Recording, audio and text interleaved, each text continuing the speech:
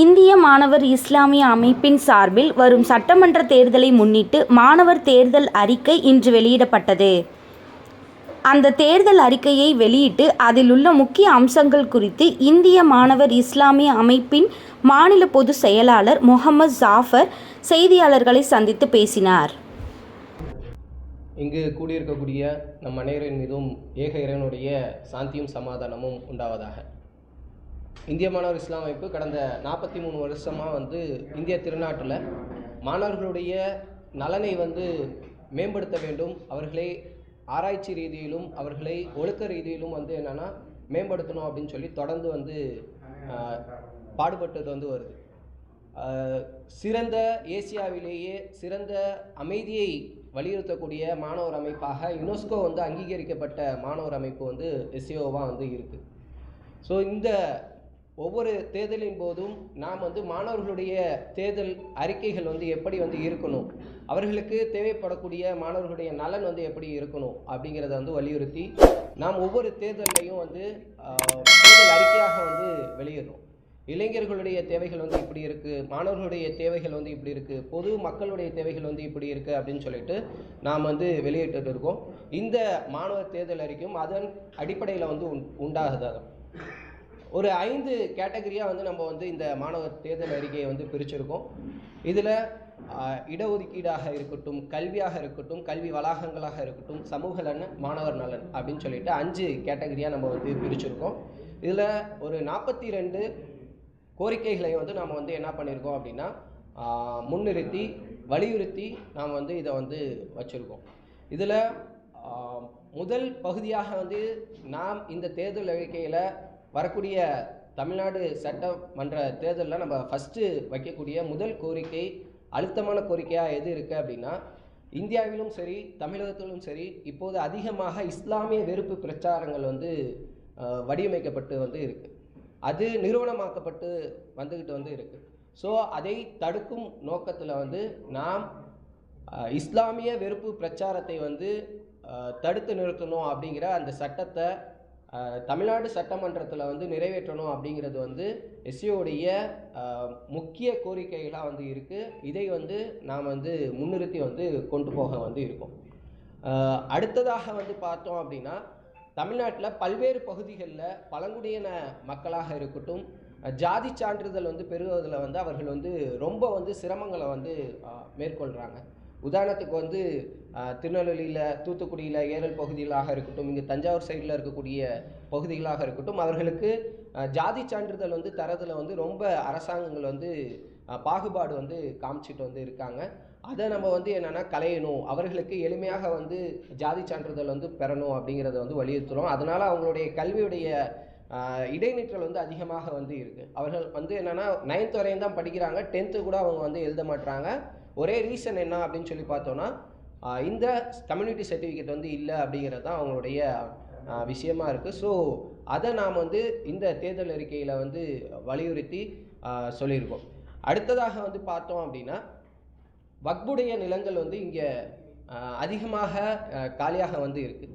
வக்புடைய நிலங்களில் முஸ்லீம் மாணவர்கள் பயன்பெறும் விதமாகவும் பிற மாணவர்கள் பயன்படும் விதமாக என்னென்னா, கல்வி நிறுவனங்களை அரசாங்கம் தமிழ்நாடு அரசு என்ன பண்ணணும் அப்படின்னா கட்டணும் அப்படின்னு சொல்லிட்டு நம்மளுடைய கோரிக்கையெல்லாம் இருக்குது. திருச்சியிலேயா இருக்கட்டும், பல்வேறு பகுதிகளாகட்டும், அந்த நிலங்கள் வெறும் எம்டி லேண்டாக இருக்குது.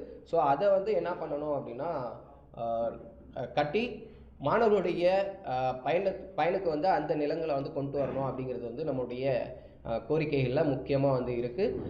அடுத்ததாக பார்த்தோன்னா, முஸ்லீம் மாணவர்கள் பல பகுதிகளில் போய் படிக்கிறாங்க. அவர்களுடைய கல்வி தரங்கள் ரொம்ப பின்தங்கிய நிலையில் இருக்குது.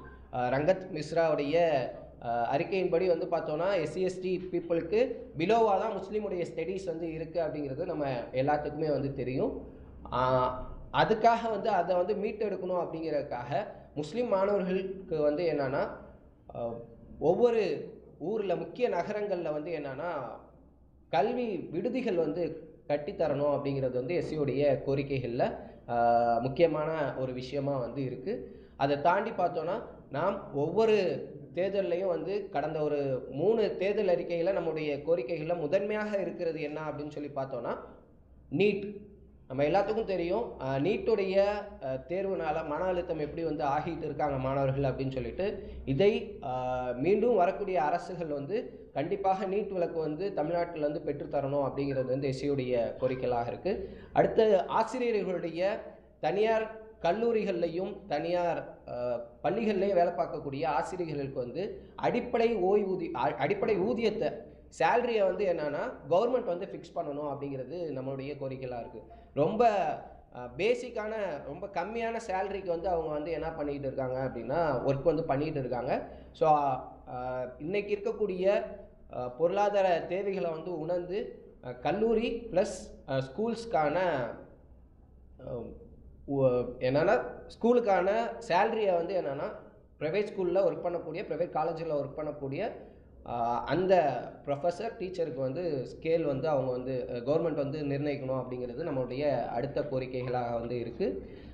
அதை தாண்டி தமிழ்நாட்டில் இருக்கக்கூடிய பல்கலைக்கழகங்களில் வந்து என்னென்னா அரபி மொழிகளுக்காக ஆராய்ச்சி இருக்கைகளை வந்து அதிகப்படுத்தணும் அப்படிங்கிறது வந்து எஸ்சியுடைய கோரிக்கைகளில் ரொம்ப முக்கியமான கோரிக்கையாக வந்து இருக்குது. தமிழ்நாடு அரசு வந்து இப்போ பொறுப்பேற்றிருக்கக்கூடிய அந்த டிஎம்கே கவர்மெண்ட் வந்து $1 ட்ரில்லியன் பொருளாதார தேவைகளை வந்து முன்னிறுத்தி வந்து போயிட்டு வந்து இருக்குது. ஸோ அதுக்கு வந்து நாம் வந்து என்ன சொல்கிறோம் அப்படின்னா வெறும் பொருளாதாரத்தை முன்னிறுத்திய கல்வியினால் மட்டும் சமூகத்தில் வந்து மாற்றத்தை வந்து கொண்டு வந்துட முடியாது. அதுக்காக நாம் வலியுறுத்தக்கூடிய ஒரு விஷயம் என்னன்னா அவர்களுக்கு ஆராய்ச்சியில் தமிழ்நாடு அரசு வந்து அதிகமான நிதிகளை வந்து ஒதுக்கணும்.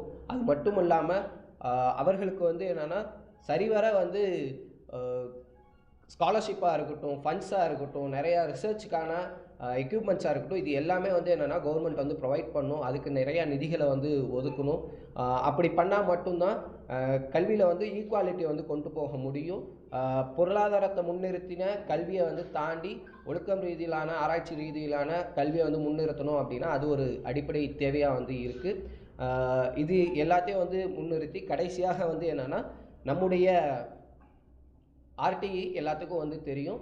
அந்த ஆர்டியின் அடிப்படையில் வந்து நம்ம ஸ்டேட் கவர்மெண்ட்டும் சரி சென்ட்ரல் கவர்மெண்ட்டும் சரி ஸ்கூல்ஸுக்கு தர வேண்டிய அந்த ஃபண்ட்ஸை வந்து சரிவர வந்து நிறைவேற்றணும். அதனால வந்து என்னென்னா ஆர்டிஇ மூலம் ஒவ்வொரு பள்ளியில் சேரக்கூடிய அந்த 25% ஆஃப் புவர் ஸ்டூடெண்ட்ஸ் வந்து என்ன பண்ணுறாங்க அப்படின்னா அவர்களுடைய கல்வி நிலைகள் வந்து பாதிக்கப்படுது. ஸோ சென்ட்ரல் கவர்மெண்ட்டும் சரி ஸ்டேட் கவர்மெண்ட்டும் சரி என்ன பண்ணணும்னா உடனே வந்து அந்த கல்வி நிதியை வந்து விடுவிக்கணும். ப்ரைவேட் ஸ்கூல்ஸ்களை வந்து ஈக்குவலாக வந்து அந்த நிதிகள் வந்து போகணும் அப்படிங்கிறது நம்மளுடைய கோரிக்கைகளாக வந்து இருக்குது அப்படிங்கிறத இது மூலமாக வந்து தெரிவிச்சுக்கணும். இது எஸ்சியோடைய கோரிக்கைகளில் முக்கிய விஷயமாக வந்து இருக்குது.